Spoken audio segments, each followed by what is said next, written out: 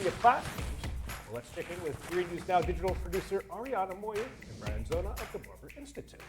Yeah, so we kind of want to continue that Bon Jovi, that mental health conversation. So I brought in Brian, who you might have seen on First at 4 for their weekly mental health segment. So Brian, I understand that you have some statistics you want to start off with. I did, and these are shocking statistics. According to the Pew Research Center, that 69% of adults and 81% of teens in the United States use social media.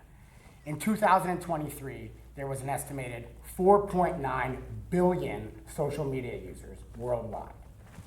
The average person is spending an hour and 45 minutes. This is almost 2.5 hours a day on social media. Think about what you could do with that time, folks. But the next real benefit for social media, we're going to talk about these as we move forward, but there are some extreme risks.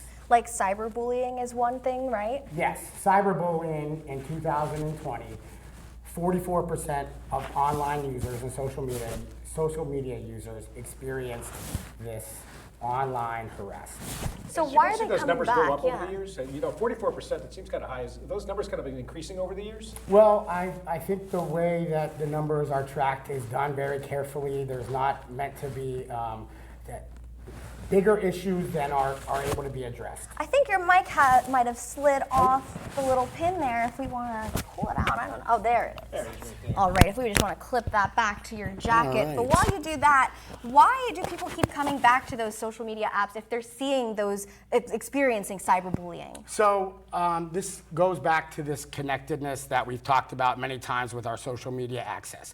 I also want to caution that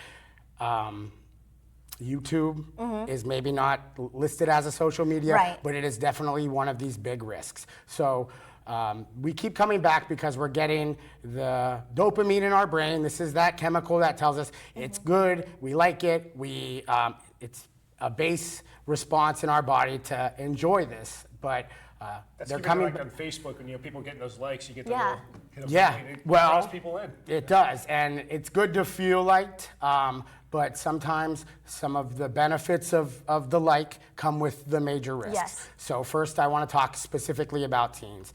They say virtually, this is 95% of teens are accessing social media and using it. And they're seeing things that maybe they're not ready to see online as well, maybe too mature for them as well. So as we know, having gone through these times in our lives, that we're experiencing so much, but our brain is also developing, and sometimes we're experiencing things that our brain is maybe not ready to Right. experience, but also a major concern with how things are age appropriate. What is appropriate for a 14-year-old is maybe not the same thing that's appropriate for somebody that's 17 or 18. This is language, this is content. A lot of times context as we grow up, when we have a better developed mind, we're able to use our bearings, not so much when we're in that younger development phase.